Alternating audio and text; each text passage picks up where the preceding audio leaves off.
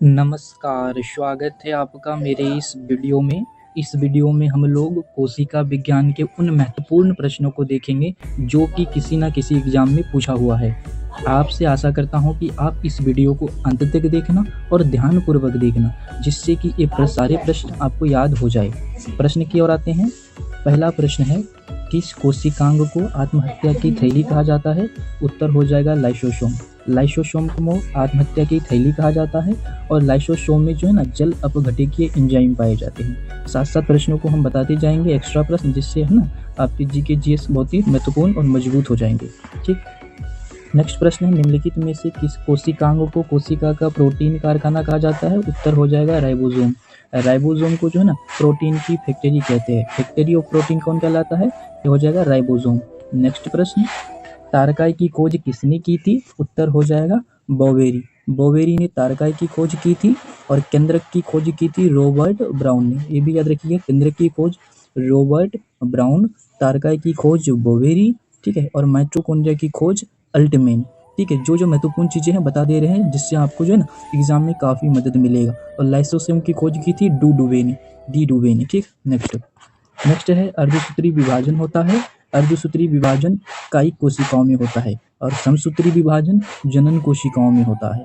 अर्धसूत्री विभाजन कायिक कोशिकाओं में और समसूत्री विभाजन जनन कोशिकाओं में। ठीक है।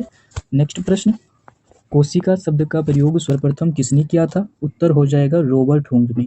रॉबर्ट हुक नामक अंग्रेजी वैज्ञानिक ने 1665 में सर्वप्रथम कोशिका शब्द का प्रयोग किया था। और कोशिका जो ना जीवित कोशिका की खोज सर्वप्रथम किसने की थी? तो ल्यूवेनहॉक नामक वैज्ञानिक ने जीवित कोशिका की खोज की थी और रॉबर्ट हुक ने मृत कोशिका की खोज की थी। नेक्स्ट प्रश्न की ओर चलते हैं। निम्नलिखित में से किसे कोशिका का ट्रैफिक पुलिस कहा जाता है? ये हो जाएगा गोल्जी कॉय। गोल्जी कॉय को जो है ना कोशिका का ट्रैफिक पुलिस कहा जाता है। बीबीआई क्वेश्चन है, इसको याद रखिएगा। ठीक है। नेक्स्ट, सबसे पहले जीवित कोशिका की खोज किसने की थी? उत्तर हो जाएगा ल्यूवेनहॉक ने। ठीक है। आगे चलते हैं। निम्नलिखित में से किसी जीवन का भौतिक आधार माना जाता है? तो जीव द्रव्य को जीवन का भौतिक आधार माना जाता है। जीव द्रव्य में जो है ना लगभग 80%, कितना परसेंट? 80% लगभग जल पाया जाता है जीव द्रव्य में। ठीक है। नेक्स्ट की ओर चलते हैं।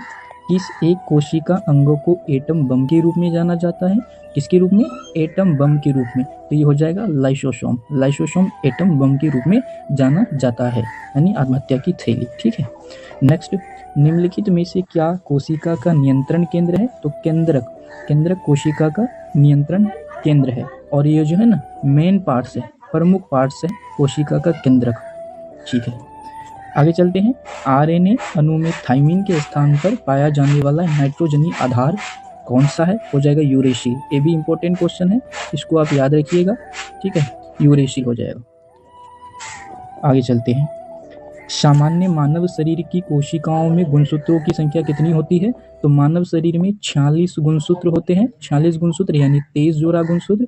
वही बंदर की बात करें तो बंदर में 21 जोड़ा गुणसूत्र पाया जाता है और चिंपांजी में 24 जोड़ा गुणसूत्र पाया जाता है। याद रखिएगा इसको। चलिए नेक्स्ट की ओर चलते हैं। देखिए दोस्तों, इसमें हम आपको एक्सप्लेन कर दे रहे हैं, जिससे कि इससे रिलेटेड क्वेश्चन आए तो आप अच्छा से एग्जाम में बना सके। ठीक है। प्रश्न है, रक्त का थक्का इनमें से किसकी उपस्थिति के कारण बनता है? उत्तर हो जाएगा प्लेटलेट्स। यदि प्लेटलेट्स की कमी हो जाएगी किसी में तो रक्त का थक्का देरी से बनेगा। ठीक है। अगला क्वेश्चन की ओर चलते हैं। मानव शरीर में सबसे बड़ी कोशिका कौन सी है? तो सबसे बड़ी कोशिका हो जाएगी तंत्रिका कोशिका। ठीक है। ये तंत्रिका कोशिका मानव शरीर की सबसे बड़ी कोशिका है। इससे आप जो है ना और याद रखिएगा, शुतुरमुर्ग के अंडे की कोशिका सबसे, ठीक है, बड़ी कोशिका होती है और ना जंतुओं में, और मानव शरीर की तंत्रिका कोशिका। जन्म के बाद मानव के किस ऊतक में कोशिका विभाजन नहीं होता है? तो तंत्रिका में जो होता है ना, न्यूरॉन में, इसमें कोशिका का विभाजन नहीं होता है जन्म के बाद। समान कोशिकाओं का समूह जो विशेष कार्य करने के लिए एक साथ काम करते हैं, क्या कहते हैं? ऊतक कहते हैं। देखिए, कोशिकाओं से मिलकर ऊतक बनता है। ठीक है, कोशिकाओं से मिलकर क्या बनता है? ऊतक बनता है। ऊतक से मिलकर अंग बनता है और अंग से मिलकर शरीर बनता है। इसको याद रखिएगा। जिस तरह ईंट से मिलकर घर बनता है, घर से, है ना, उसी तरह कोशिकाओं से मिलकर ऊतक, ऊतक से अंग और अंग से शरीर बनता है। ठीक है, कोई कंफ्यूजन नहीं है इसमें। आगे चलते हैं। निम्नलिखित में से किसे कोशिका के अंदर कोशिका माना जाता है, तो ये हो जाएगा क्लोरोप्लास्ट। ठीक है, यदि कोई भी प्रश्न में आपको डाउट है तो आप कृपया करके कमेंट जरूर कर दीजिएगा, जिससे मैं उस प्रश्न को देख लूँगा। ठीक है, और यदि आप टेलीग्राम चैनल से नहीं जुड़े हैं, ठीक है, तो टेलीग्राम चैनल से भी जुड़ जाइए। लिंक जो है ना नीचे डिस्क्रिप्शन में दे देंगे हम, जिससे वहाँ जो है ना प्रश्नों को हम लोग डिस्कशन कर लेंगे। वहाँ पे PDF नोट्स भी दिया जाता है, क्विज भी कराया जाता है, तो आप जो है ना जुड़ जाइए। चलिए आते हैं आगे। किसकी उपस्थिति के कारण किसी पादप कोशिका और पशु कोशिका में अंतर पाया जाता है? ये हो जाएगा कोशिका भित्ति। जो देखिए, पादप कोशिका और जंतु कोशिका में मेन अंतर जो होता है ना, वो कोशिका भित्ति के कारण होता है। ठीक है, नेक्स्ट प्रश्न है, DNA का पूर्ण रूप है। तो DNA का पूर्ण रूप है deoxyribose nucleic acid. Deoxyribose nucleic acid. ठीक है, आगे चलते हैं। थोड़ा प्रॉब्लम हो गया। देखिए, जीव कोशिकाओं में